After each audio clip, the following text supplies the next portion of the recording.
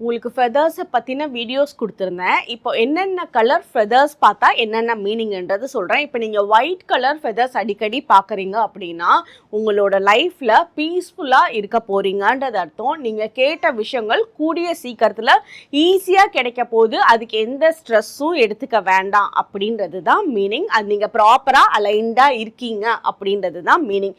இதே வந்து டார்க் கலரில் ஃபெதர்ஸ் பார்க்குறீங்க, பிளாக் கலரில் பார்க்குறீங்க அப்படின்னா நீங்கள் விட்ட விஷயங்களை திருப்பி உங்களுக்கு கிடைக்க போகுது. நீங்க எந்த இடத்துல இழந்தீங்களோ, லாஸ் பண்ணீங்களோ, அந்த இடத்துல தோத்துருந்தீங்களோ அதை திருப்பி நீங்க கம்பேக் கொடுக்கக்கூடிய டைம் வந்துருச்சு.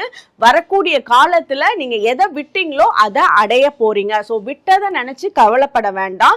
நீங்க அதை விட பெரிய விஷயங்கள் டிவைன் பிளஸ்ஸிங்ஸோடு நீங்க எடுக்க போறீங்க அப்படின்றது மீனிங்.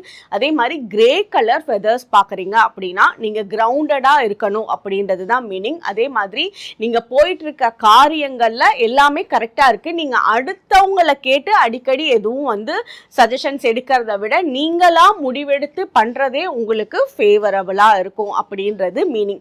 இதே பிங்க் கலர் ஃபெதர்ஸ் அடிக்கடி பாக்குறீங்க அப்படின்னா இது உங்களோட லவ் லைஃப் பாண்டிங், உங்களோட கார்மிக் டிஸ்டர்பன்சஸ் லவ்ல இருந்தது, ரிப்பீட்டடா லவ் பேட்டர்ன்ல பிரச்சனைகள் பார்த்துட்டே இருந்தீங்க அப்படின்னா அதுல எல்லாம் இருந்து வெளியே வர போறீங்க. உங்களோட லவ் லைஃப் உங்களுக்கு கிடைக்க வேண்டிய அன்பு ரொம்ப உண்மையா கிடைக்க போகுது அப்படின்றது தான் ஃபெதர்ஸோட மீனிங். தேங்க்யூ.